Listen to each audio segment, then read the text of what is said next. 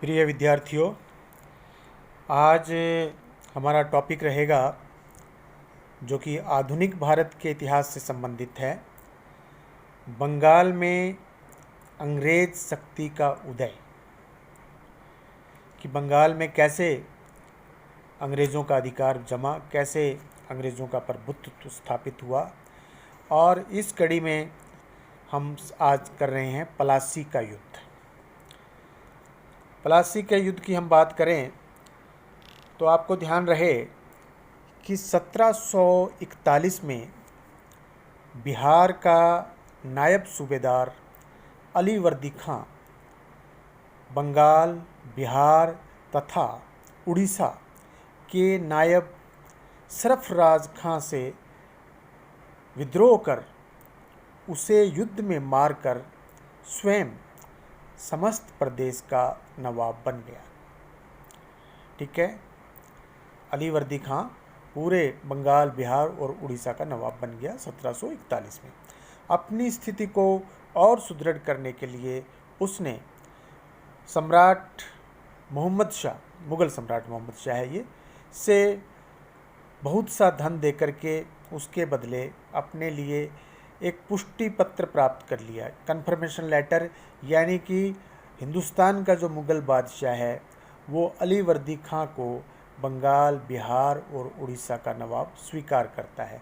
इस प्रकार से इसका यहाँ जो अधिकार है ये संवैधानिक हो गया है।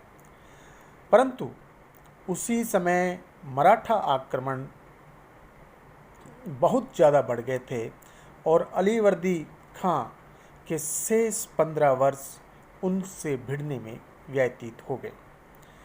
मराठा आक्रमणों से बचने के लिए अंग्रेज़ों ने नवाब की अनुमति से अपनी कोठी, जिसे फोर्ट विलियम कहा जाता था, के चारों ओर गहरी खाई बना ली। यानी कि इस मौके का अंग्रेज़ों ने लाभ उठाया कि मराठों के आक्रमण से उनको खतरा है, तो उन्होंने फोर्ट विलियम के चारों तरफ गहरी खाई बना ली। अलीवर्दी खां को लोगों ने एक समझाया, जो भी उसके काउंसलर थे, कि अंग्रेज़ों के ऊपर ध्यान रखा जाए और इन अंग्रेज़ों को बंगाल से पूर्णतया निष्कासित कर दिया जाए। लेकिन नवाब ने इस विचार को कोई ज़्यादा तवज्जो नहीं दी और नवाब ने कहा कि यूरोपियों, जो भी ये यूरोपीय देश के जो लोग हैं, यूरोपियों की मधुमक्खियों को उपमा दी उन्होंने। यूरोपीय शक्तियाँ जो आई थी, इनको कहा कि ये मधुमक्खी के छाते हैं, और कहता है यदि उन्हें छेड़ा जाए तो वो काट काट कर मार डालेंगी, और यदि नहीं छेड़ा जाए तो वे शहद देंगी। इस प्रकार से अलीवर्दी खां ने इस समस्या को गंभीर होने दिया और बाद में उसके उत्तराधिकारियों के लिए एक काफ़ी परेशानी का सामना उनको करना पड़ा। अलीवर्दी खां की मृत्यु के पश्चात 1756 में उसकी मृत्यु हुई। उसका जो दोहिता था, यानी उसकी बेटी का पुत्र सिराजुद्दौला, उसका उत्तराधिकारी बना। नए नवाब को, नया नवाब यानी कि सिराजुद्दौला, उसको पूर्णिया का जो नवाब है शौकतगंज, और अपनी मौसी जिसका नाम घसीटी बेगम, इन दोनों की चुनौती का सामना करना पड़ा। दूसरी ओर अंग्रेज़ों की तरफ से भी उसको परेशानी रही और अंग्रेज़ जो है इसके विरोधियों का साथ दे रहे थे। जो भी इसके विरोधी थे, अंग्रेज़ उनको अपने यहाँ पर शरण देने का कार्य कर रहे थे। तो सिराज ने देखा कि उनकी राज्य जो उसकी आज्ञा है उसका उल्लंघन हो रहा है, नवाब देख रहा है, तो उसने अंग्रेज़ों के विरुद्ध अभियान किया। जब अंग्रेज़ नहीं माने तो उसने अंग्रेज़ों के विरुद्ध अभियान किया। फिलिप वुडरफ नाम के एक अंग्रेज़ ने लिखा है कि नवाब का फोर्ट विलियर पर आक्रमण लूट मार करना था। यानी अंग्रेज़ इसको कहते हैं, जब नवाब ने अंग्रेज़ों पर आक्रमण किया तो अंग्रेज़ कहते हैं कि नवाब ने लूट मार करने के लिए किया, लेकिन भारतीय इतिहासकार इसको असत्य मानते हैं। असल में नवाब ने फोर्ट विलियम को इसलिए घेरा क्योंकि फोर्ट विलियम उसके शत्रुओं को शरण दे रहा था, सपोर्ट कर रहा था। 15 जून 1756 को फोर्ट विलियम को घेर लिया गया और 5 दिन पश्चात फोर्ट विलियम की जो सेनाएं हैं उन्होंने आत्मसमर्पण कर दिया, जिनमें गवर्नर रॉजर ड्रैक तथा अन्य प्रमुख नागरिक जो भी थे वो पीछे के गेट से भाग निकले और नवाब को विजय मिली। नवाब इस विजय के बाद ये जो कलकत्ता है इसको माणिकचंद को उसने दे दिया और स्वयं मुर्शिदाबाद लौट गया। अब माणिकचंद जो है इसको संभालने का कार्य कर रहा है। उसी समय एक ब्लैक होल की घटना घटी या नहीं घटी, लेकिन अंग्रेज़ों ने इस प्रकार का आरोप लगाया।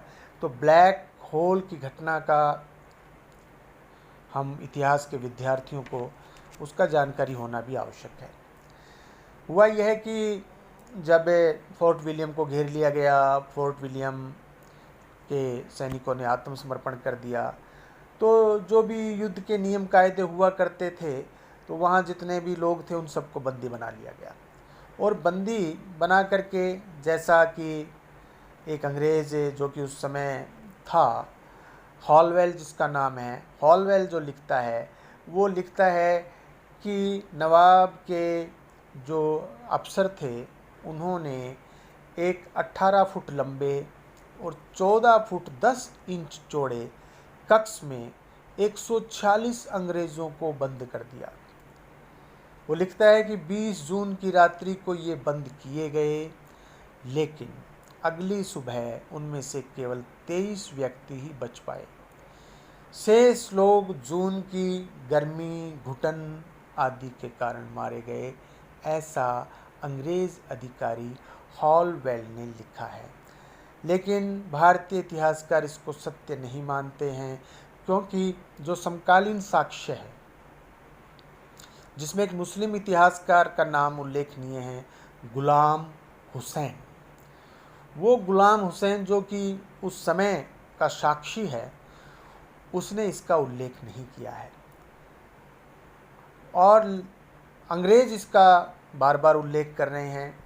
तो अंग्रेज़ कुल मिलाकर के, यदि हम अंग्रेज़ों का चाल, चरित्र और चेहरा देखें तो अंग्रेज़ बहुत ही डिप्लोमेटिक लोग थे, बहुत ही षड्यंत्रकारी लोग थे। वे नवाब को बदनाम करना चाहते थे। वे नवाब पर इस प्रकार का आक्षेप लगा करके जनता का, वहाँ उस समय के जो लोग थे उनका, विदेश में जो लोग हैं उनका, खासकर जो इंग्लैंड में हैं, उनकी सहानुभूति प्राप्त करना चाहते थे और नवाब को दंडित करना चाहते थे। तो ब्लैक हॉल की घटना, जो हॉलवेल एक अंग्रेज़ अधिकारी था, उसके मस्तिष्क की उपज मानी जाती है नवाब को बदनाम करने के लिए।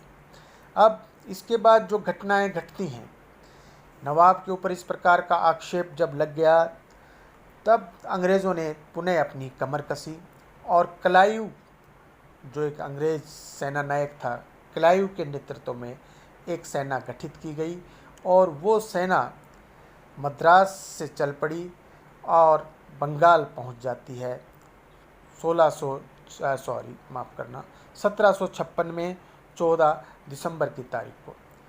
नवाब का जो वहाँ पर इस समय जो प्रभारी अधिकारी है माणिकचंद से मिलकर के क्लाइव उस माणिकचंद को रिश्वत देता है और माणिकचंद से कलकत्ता अंग्रेज़ ले लेते हैं। यानी क्लाइव आया है, अपनी सेना लेकर के मद्रास से चला, जिसको अब चेन्नई कहते हैं, और कलकत्ता बंगाल पहुंच गया और वहां बंगाल का जो प्रभारी अधिकारी जिसका नाम माणिकचंद, उसको रिश्वत दिया और किला और कलकत्ता जो है उससे वो ले लिया। फरवरी 1757 में नवाब ने क्लाइव से अलीनगर की संधि पर, दोनों के बीच में एक संधि हो गई और वो अलीनगर की संधि पर नवाब ने हस्ताक्षर कर दिए। इसके अनुसार अंग्रेज़ों का जितना भी जो कोई नुकसान हुआ है, वो नुकसान जो है वो उनको चुकाना है। भारतीय जो लोग हैं, जो यानी कि जो नवाब हैं, उनको वो चुकाना है। अब अंग्रेज़ों ने संधि पर जो हस्ताक्षर करवाए हैं, इन्होंने अपने जो पुराने अधिकार है वो हासिल कर लिए। कलकत्ता की जो किलेबंदी है उसकी अनुमति इन्होंने ले ली। अब कुल मिलाकर के अंग्रेज़ एक आक्रांता की भूमिका में थे, और जो नवाब के प्रमुख अधिकारी थे, जो असंतुष्ट लोग थे नवाब के, क्लाइव ने उन लोगों को अपनी तरफ मिलाया, जिसमें उसका प्रधान सेनापति है मीर जाफर। बंगाल का एक बड़ा शाहूकार है जिसका नाम है जगत सेठ, एक और साहूकार है जिसका नाम राय दुर्लभ, और एक और साहूकार जिसका नाम अमीन चंद। इन सब को उन्होंने अपनी तरफ मिला लिया, और मिलाकर के ये तय हुआ कि यदि आप सब लोग अंग्रेज़ों का साथ देते हैं तो इनमें से मीर जाफ़र को बंगाल का नवाब बना दिया जाएगा, और वह इसके लिए कंपनी को धन देगा और क्षतिपूर्ति दे उनका जो है वो अदा करेगा। और ये जो सेठ हैं, जो धन्ना सेठ हैं, जो इनको भी वो उस बंगाल के अंदर से जो है लूट का इनको भी हिस्सेदार बनाया गया। इस प्रकार इन्होंने आपस में एक षड्यंत्र किया, और अंग्रेज़ों ने मार्च 1757 में फ्रांसिस बस्ती चंद्रनगर को जीत लिया। पहले तो इससे जब चंद्रनगर को जीत लिया तो नवाब जो है वो बड़ा क्रोधित हुआ, और इस समय हालांकि नवाब को उत्तर पश्चिम से अफ़गानों का भय था, पश्चिम से मराठों का भय था, और इसी समय क्लाइव भी अपनी सेना लेकर के मुर्शिदाबाद की तरफ रवाना होता है। यानी कि बंगाल के लिए बड़ा कठिन समय है, और ये इधर से क्लाइव आ गया अपनी सेना लेकर के। 23 जून 1757 को प्रतिद्वंदी जो दोनों सेनाएं हैं वो मुर्शिदाबाद के पास में एक पलासी गांव है, वहाँ इन दोनों के बीच में युद्ध होता है। इस युद्ध में यदि अंग्रेज़ी सेना में बात की जाए तो करीब 950 तो उनके पैदल सैनिक थे जो यूरोपीय थे, 100 तोप चलाने वाले यूरोपीय सैनिक थे, 50 नाविक थे, और 2100 भारतीय सैनिक थे। जबकि नवाब की सेना में 50,000 सैनिक थे। लेकिन दुर्भाग्य की बात यह है कि इस सेना का सेनापति मीर जाफ़र वो अंग्रेज़ों से मिला हुआ था, और जब सेनापति अंग्रेज़ों से मिला हुआ है तो उस युद्ध के परिणाम की कल्पना की जा सकती है। और जैसी कल्पना आपके मस्तिष्क में है वैसा ही कि ये युद्ध अंग्रेज़ों ने जल्दी ही जीत लिया। नवाब था वो जल्दी ही यहाँ से चला गया, नवाब सिराजुद्दौला, और मीर जाफ़र केवल तमाशा एक वो देखता रहा, जो कि प्रधान सेनापति था उनका। और मीर जाफ़र ने जब अंग्रेज़ जीत गए तो क्लाइव को बधाई दी, यानी कि नवाब सिराजुद्दौला का सेनापति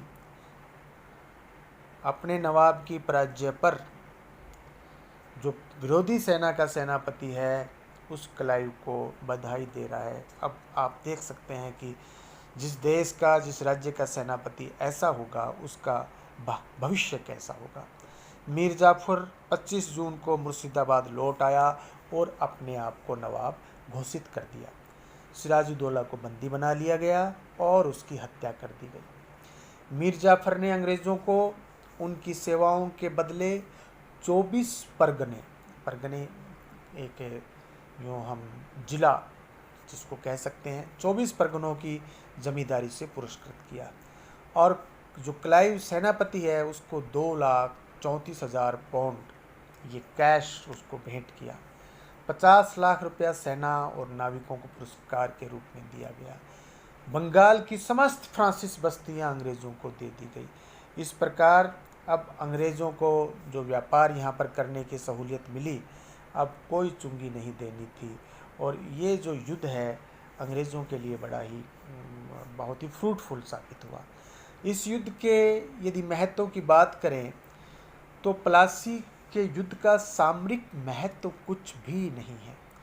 यह एक छोटी सी झड़प थी जिसमें कंपनी के कुल 65 व्यक्ति और नवाब के 5,000 व्यक्ति युद्ध में मरे। अंग्रेज़ों ने बिना किसी विशेष सामरिक योग्यता का प्रदर्शन करते हुए, चातुर्य का प्रदर्शन करते हुए, कोई साहस का प्रदर्शन करते हुए, ऐसा कुछ नहीं करना पड़ा। अंग्रेज़ों को केवल षड्यंत्र करना पड़ा था और नवाब के जो विश्वासघाती जो लोग थे उनको अपनी तरफ मिला लिया था और ये युद्ध अंग्रेज़ों ने जीत लिया। तो सामरिक दृष्टि से इस युद्ध का कोई महत्व नहीं था। हाँ, यदि मीर जाफ़र विश्वासघात नहीं करता, राय दुर्लभ जैसे लोग राजभक्त रहते, तो युद्ध का परिणाम अलग हो सकता था, लेकिन अफसोस ऐसा नहीं हुआ। अब प्लासी के युद्ध के पश्चात जो होने वाली लूट है उसमें अंग्रेज़ों को अनंत साधनों का स्वामी बना दिया। अंग्रेज़ मैकाले लिखता है कि यह धन इतना था कि कलकत्ता को 100 से अधिक नावों से भरकर लाया गया। जब वहाँ से मुर्शिदाबाद से जब ये आ रहे हैं कलकत्ता, तो 100 नावों के अंदर भर कर के लेके आए। ये इतना, बंगाल उस समय भारत का सबसे धनाढ्य प्रांत था, उद्योग और व्यापार में सबसे आगे था और इतना अधिक समृद्ध वो सारी वो जो दौलत है, वो दौलत अंग्रेज़ों के पास में अब धीरे धीरे आने लग गई। जितना जो मिला अंग्रेज़ों को, ये उस दौलत जो जितना बंगाल का सामर्थ्य और समृद्धता थी उससे बहुत कम था, लेकिन ये अब अंग्रेज़ों की तरफ इस दौलत का जो बहना प्रारंभ हो गया था। और कंपनी की स्थिति का आप देखिए, इसके बाद कायाकल्प हो गई और डचों के साथ मिलकर के, हालांकि कुछ बंगाल के लोगों ने करना चाहा, लेकिन फ्रांसीसियों ने अंग्रेज़ों ने डचों को भी पराजित कर दिया, अंग्रेज़ों ने फ्रांसीसियों को भी पराजित कर दिया। और ये जो प्लासी का युद्ध था ये अंग्रेज़ों के लिए बहुत ही लाभदायक रहा और भारत के भाग्य पर प्लासी के इस युद्ध का बहुत महत्व, बहुत ही अत्यधिक प्रभाव पड़ा।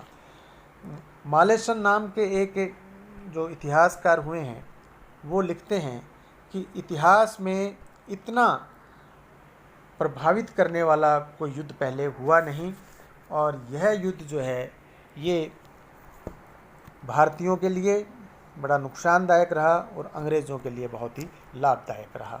धन्यवाद।